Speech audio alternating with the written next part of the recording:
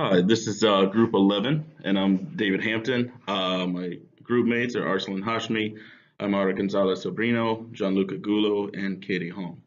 And today we'll be discussing the cancer drug bevacizumab. So we all see these are funny words. Make sure we can pronounce them. It's bevacizumab. One more time. That's bevacizumab. Yeah, say it with me. Bevacizumab. We got it.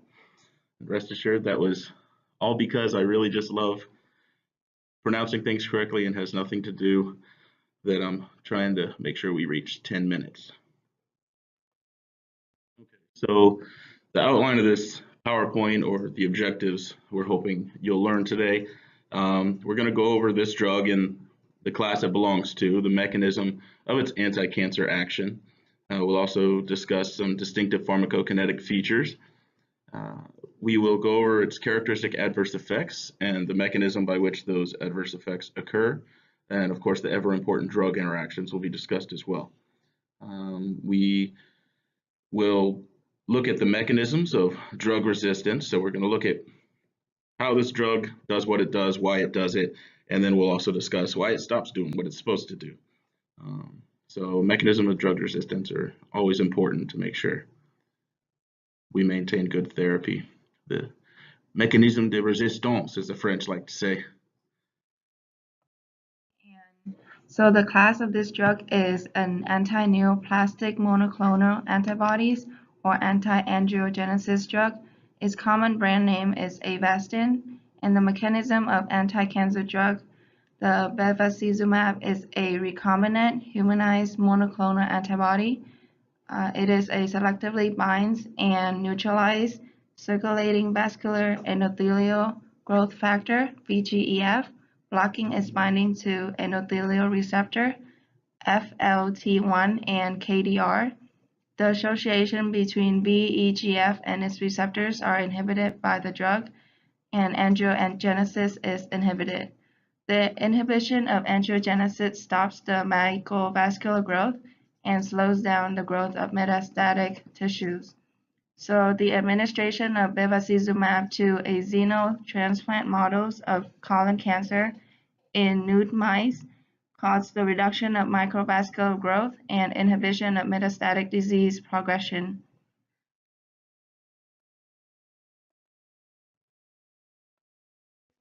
Is an animation of the mechanism of action. On the left side, the vascular endothelial growth factor A binds to its receptor on the endothelial cell for the angiogenesis to occur.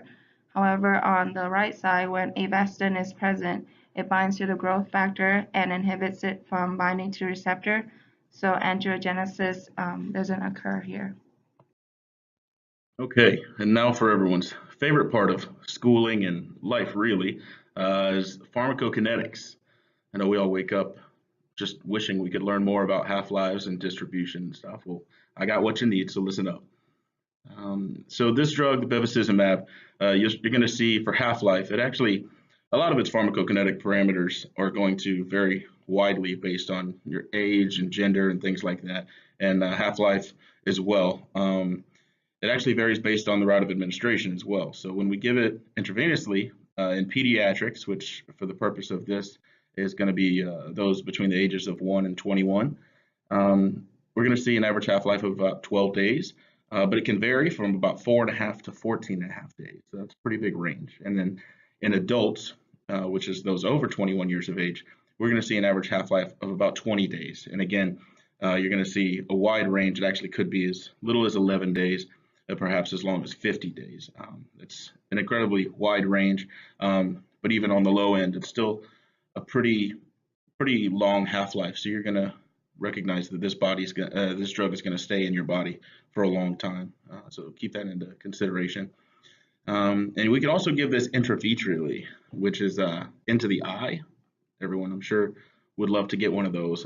It's rare to do that, but when it is, they'll actually say that the half-life drops down from about 5 to 10 days. So it's much shorter and less of a wide range. So I know what you're thinking. Yeah, sure, David. I know we just had that short, but enthralling discussion on half-lives, but what I'm really interested in is the protein binding. Well, I've got that too. So the protein, this drug, the bevacizumab, it's going to bind to greater than 97% of serum vascular endothelial growth factor, abbreviated with the acronym VEGF, as we've seen. So from there, it binds, it's in the blood. It's going to travel down the blood and go to the appropriate tissues, and thereby we're hoping it's going to induce its anti-cancer effects. It's going to be distributed via the two-compartment model, via first-order elimination. And as we saw with half-life, there's a lot of variation with things, and this is going to actually be the distribution and the volume of distribution for males is going to be greater than in females. You see it's 3.29 liters for men and 2.39 liters for women. Of course, that has to do with body size as well, and you're going to see a lot of variance. But as far as for patients who've actually studied on this drug, that's the approximate range for volume of distribution. Elimination is the clearance is about 0.2 liters per day, but again, there's high variability in elimination depending on your gender, body weight. For example, clearance can be up to 26% higher in males than in females. For those who have a body weight of less than 49 kilograms, you can see the clearance being up to 30% lower. And for big boys over 114 kilograms, like myself, you're actually going to see 30% up to 30% higher elimination rate. The clearance can also be affected by things like serum albumin and ALP and AST levels. Patients with a higher tumor burden, and that's basically what you would expect it is. It's those with larger tumors or more cancer cells present in their body. Those patients are going to have a much higher clearance rate as well. As mentioned previously, the mechanism of action of bevacizumab is blocking angiogenesis. This can worsen certain conditions which require the growth of new blood vessels. Peripheral arterial disease and coronary artery disease are two conditions in which existing arteries are not functioning at an ideal level. In order to compensate for this, the body requires the growth of new vessels to overcome for the dysfunction of the old ones. There is an FDA warning for perforations in the GI tract, nose, and stomach. Hypertension is also a common side effect of this drug. The mechanism of action for this is unknown and has been a subject of multiple recent studies. The most common theories for this hypertensive effect are either due to the depletion of nitric oxide or interactions with other cancer drugs, but there is no sound supportive evidence as of yet. Because of this, there are no guidelines for choosing the correct antihypertensive agent. Thromboembolism is a very serious side effect of this drug, as it is the second leading cause of death in cancer patients. Bevacizumab has found to enhance the activity of plasminogen activator inhibitor 1. Without the activation of plasminogen, there is less degradation of fibrin clots, leading to more thrombotic events.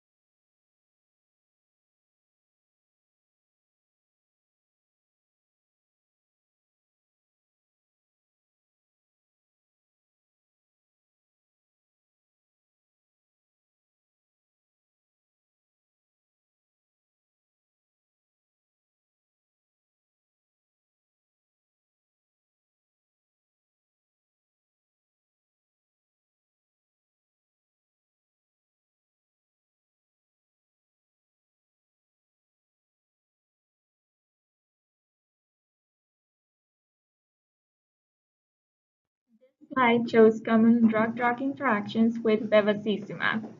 As you can see on the left-hand side, we have a list of Category X class of drugs that are contraindicated while using Avastin. And some of the Category C, which are on the right-hand side, in which we have to be cautious due to possible not desired side effects while in combination with bevacizumab. As I mentioned in the previous slide, these are combinations to avoid with bevacizumab. For example, combinations with belimumab and monoclonal antibodies may enhance the adverse toxic effect of belimumab. Also, concomitant use with dipyridine causes myelosuppression, especially it increases the risk of granulocytosis and pancytopenia. Bevacizumab increases the neurotoxic side effect of interferon, and it also increases the risk of hypertension and anemia while taken with sunitinib.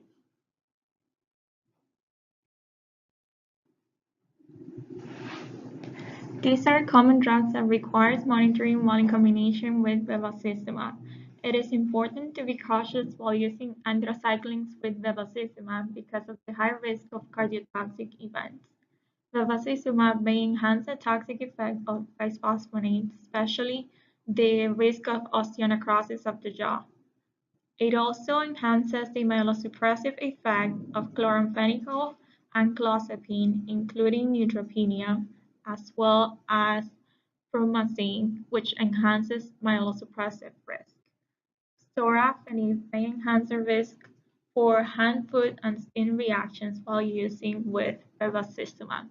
So mainly these are combinations to be cautious about while using with Avastin. Hey guys, my name is Ursulan Hashmi, and today I'm going to talk about the mechanism of resistance for bevacizumab. Since bevacizumab prevents tumor angiogenesis by specifically binding only to circulating VEGF, so it only binds to one protein, there may develop, or there may already be another pathway for it to get angiogenesis. Increased levels, so the second resistance mechanism is increased levels of growth hormone or VEGF receptors may also bypass bevacizumab due to the sheer number. So if the tumor is not getting a response to the protein it's secreting, it may double or triple the amount of protein. And that's going to lead to inhibitor-related toxicities. And this is really important because when a person comes off that medication, it's going to lead to much faster growth of vascularization.